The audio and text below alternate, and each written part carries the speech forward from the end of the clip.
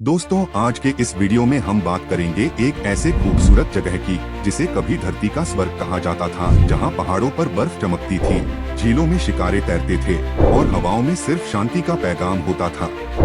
एक ऐसा क्षेत्र जहां कभी पर्यटन, कला और तहजीब अपने चरम पर थे, लेकिन अब वहां बारूद की बू, गोलियों की आवाज और जंग का मैदान का माहौल है। जी हाँ, हम बात कर रहे हैं कश्मीर की। इस वीडियो में हम देखेंगे कैसे कश्मीर का सफर शांति से संघर्ष तक पहुंचा, किस तरह यह स्वर्ग अंदरूनी और बाहरी साजिशों का शिकार बना, और आज इस जगह पर इंसानियत के सबसे कठिन इम्तिहान हो रहे हैं।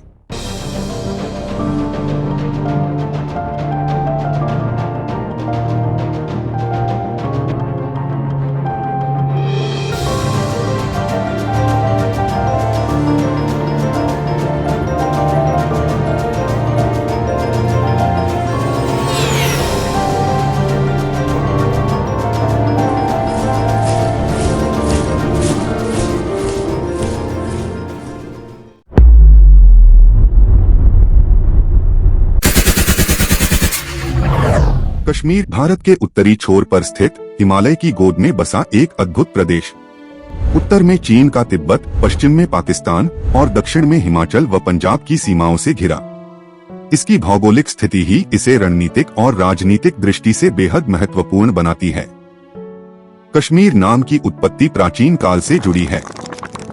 कहा जाता है कि ऋषि कश्यप ने इस घाटी के जल को सुखाकर इसे बसाया।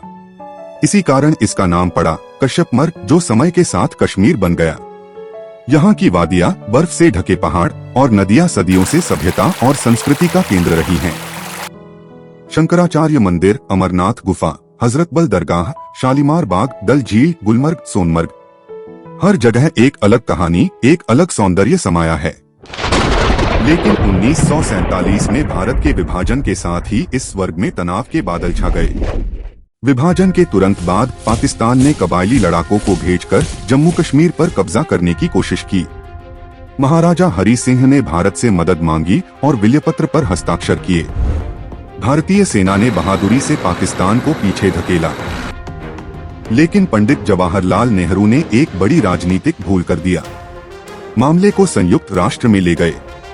इसके कारण युद्ध विराम हुआ और भारत का लगभग 1/3 हिस्सा पाकिस्तान के कब्जे में चला गया, जिसे आज पीओके कहते हैं। 1965 में पाकिस्तान ने एक चाल चली, ऑपरेशन जिब्राल्टर।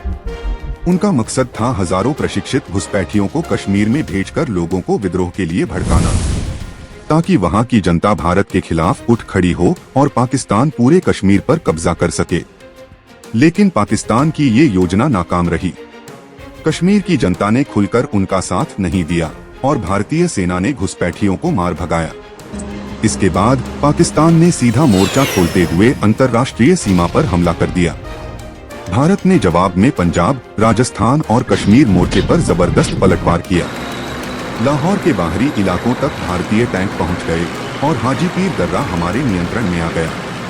17 दिन तक चली इस भीषण लड़ाई में पाकिस्तान को भारी नुकसान हुआ, लेकिन ताशकंद समझौते के तहत भारत ने हाजीपीर दर्रा पाकिस्तान को लौटा दिया।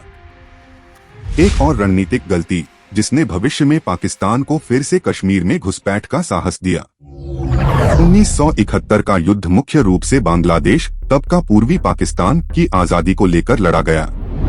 लेकिन पाकिस्तान ने इस दौरान पश्चिमी मोर्चे पर भी हमला बोल दिया, जिसमें जम्मू कश्मीर एक प्रमुख मोर्चा था। पूर्वी पाकिस्तान में लाखों बंगाली शरणार्थियों के भारत में आने और पाकिस्तान सेना द्वारा किए गए नरसंहार ने हालात को विस्फोटक बना दिया। 3 दिसंबर 1971 को पाकिस्तान ने भारतीय हवाई अड्डों पर अचानक हमला किया, जिसका जवाब भारत ने पूरे मोर्चे पर युद्ध खोलकर दिया। पश्चिमी मोर्चे पर भारतीय सेना ने पाकिस्तान की कई चौकियां तोड़ी, कश्मीर में रणनीतिक स्थानों पर कब्जा किया और नियंत्रण रेखा LOC के कई हिस्सों में बढ़त हासिल की। पूर्वी मोर्चे पर भारत ने सिर्फ 13 दिनों में ढाका पर कब्जा कर बांग्लादेश को आजादी दिला दी। ये दुनिया के सबसे तेज और निर्णायक युद्धों में से एक था। इस जीत के बाद भारत के पास 93,000 पाकिस्तानी युद्धबंदी और भारी सामरिक बढ़त थी। यह वह सुनहरा अवसर था जब भारत पीओके पर दोबारा कब्जा कर सकता था। लेकिन शिमला समझौते में राजनीतिक निर्णयों के चलते भारत ने युद्ध में जीते गए इलाकों और युद्धबंदियों को लौटा दिया और पीओके वापस लेने का मौका हमेशा के लिए खो दिया। साल 1989 में कश्मीर की घाटी में अंधेरा छा गया। पाकिस्तान प्रायोजित आतंकवाद ने अपनी जड़ें पूरी तरह जमा लीं और घाटी के हालात भयावह हो गए। मस्जिदों के लाउडस्पीकरों से खुलेआम ऐलान होने लगे, या तो इस्लाम कबूल करो, नहीं तो मरो, या कश्मीर छोड़कर भाग जाओ। आतंकियों ने हिंदुओं के घरों पर निशान लगा दिया करते थे और रात के अंधेरे में दरवाजे तोड़कर पूरे परिवार को बेरहमी से मौत के घाट उतार दिया करते थे। महिलाओं पर अत्याचार हुए, बच्चों तक को नहीं छोड़ा गया। गांव-गांव, शहर-शहर में डर का ऐसा माहौल बना दिया गया कि करीब 3.5 से 4 लाख कश्मीरी पंडित अपने ही घर, अपनी जमीन, अपनी पहचान छोड़कर शरणार्थी बन गए। यह सिर्फ पलायन नहीं था, यह एक सुनियोजित नरसंहार और जातीय सफाया था। आज 3 दशक से भी ज्यादा समय हो गया है, लेकिन वे लोग अब भी अपने ही देश में शरणार्थी शिविरों में जीने को मजबूर हैं। दुख की बात यह है कि उस समय की कांग्रेस सरकार ने न सिर्फ इस दर्दनाक घटना पर आंखें मूंद ली, बल्कि घाटी में अलगाववादियों और आतंक समर्थक नेताओं को लग्जरी, सुरक्षा और राजनीतिक लेवरेज तक दे रखा था। ये वही अलगाववादी नेता हैं जिनके परिवार दिल्ली, मुंबई और विदेशों में सुरक्षित रहते हैं, भारतीय पासपोर्ट पर घूमते हैं, लेकिन घाटी के युवाओं को भारत के खिलाफ भड़काते हैं ताकि वो पत्थर फेंके, हथियार उठाए और आतंकियों के हाथों का खिलौना बन जाए। साल 1999 में भारत और पाकिस्तान के बीच रिश्ते काफी नाजुक थे, लेकिन प्रधानमंत्री अटल बिहारी वाजपेयी ने लाहौर बस यात्रा के जरिए शांति का संदेश देने की कोशिश की थी। पर पाकिस्तान के फौजी तानाशाह जनरल परवेज मुशर्रफ के इरादे कुछ और थे। शांति की बात करते करते उन्होंने गुपचुप तरीके से पाकिस्तानी सैनिकों और घुसपैठियों को कारगिल, द्रास, बटालिक और टोलोलिंग की पहाड़ियों पर कब्जा करने भेज दिया। ये जगहें रणनीतिक रूप से बेहद अहम थीं। अगर पाकिस्तान सफल हो जाता तो वो श्रीनगर ले हाईवे को काटकर लद्दाख और सियाचिन को भारत से अलग कर सकता था। जब मई 1999 में भारतीय सेना को ये जानकारी मिली तो हमारे जवान -50 डिग्री सेल्सियस की हड्डी जमा देने वाली ठंड, 18,000 फीट की ऊंचाई और ऑक्सीजन की कमी के बीच चढ़ाई करते हुए पाकिस्तानी ठिकानों पर टूट पड़े। ऑपरेशन विजय शुरू हुआ। एक खूंटी को दुश्मन के कब्जे से छुड़ाने का संकल्प लिया गया।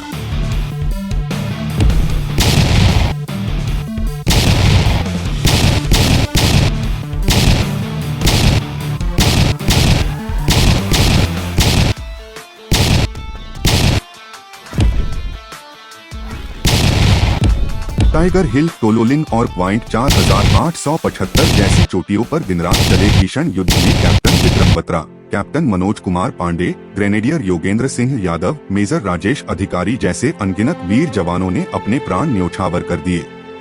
इस युद्ध में भारत ने 500 से ज्यादा जवान खोए, लेकिन पाकिस्तान को शर्मनाक हार का सामना करना पड़ा। कारगिल की जीत ने पूरी दुनिया को दिखा दिया कि भारत अपनी हर इंच जमीन के लिए आखिरी दम तक लड़ सकता है। कारगिल युद्ध में मुंह की खाने के बाद पाकिस्तान को ये बात साफ समझ आ गई कि वो सीधे युद्ध में भारत को हराकर कभी कश्मीर नहीं ले सकता। लेकिन उसकी नापाक महत्वाकांक्षा खत्म नहीं हुई। युद्ध के मैदान में हारे दुश्मन ने अब एक नई चाल चली, सीधी लड़ाई छोड़कर आतंकवाद का सहारा लिया। पाकिस्तानी सेना और उसकी खुफिया एजेंसी ISI कश्मीर के युवाओं को भड़काने लगी, उन्हें हथियार और ट्रेनिंग देने लगी ताकि कश्मीर और पूरे भारत में आतंकी हमलों की बौछार की जा सके। LOC के उस पार आतंकी ठिकाने बसाए गए। लश्कर-ए-तैयबा, जैश-ए-मोहम्मद और हिजबुल मुजाहिदीन जैसे संगठनों को खुला समर्थन दिया गया। परिणाम 2001 का संसद हमला, 2008 का मुंबई हमला, पठानकोट, उरी, पुलवामा जैसे खूनी हमला, जिनमें देश ने अपने सैकड़ों निर्दोष नागरिक और वीर जवान खो दिए। हर साल अमरनाथ यात्रा के दौरान कभी बसों पर गोलियां, कभी भीड़ पर ग्रेनेड, तो कभी पहाड़ी रास्तों पर घात लगाकर हमले किए जाने लगे। मकसद साफ था, धार्मिक आस्था को चोट पहुंचाना और कश्मीर को डर का इलाका बनाना था। इसी साजिश के तहत पहलगाम आतंकी हमला हुआ। यह हमला पहलगाम बाजार से करीब 6 किलोमीटर दूर बैसर्न में हुआ। इस हमले में 26 लोग मारे गए, जिनमें 25 पर्यटक थे और एक स्थानीय युवक। बीते 3 दशक में जम्मू कश्मीर में यह पहला इतना बड़ा हमला है जिसमें पर्यटकों से धर्म पूछकर निशाना बनाया गया। ये सिर्फ गोलियों की लड़ाई नहीं थी, ये थी दिमाग और सोच को जहर देने की साजिश। भारत ने भी चुप्पी नहीं साधी और लॉन्च किया ऑपरेशन सिंदूर।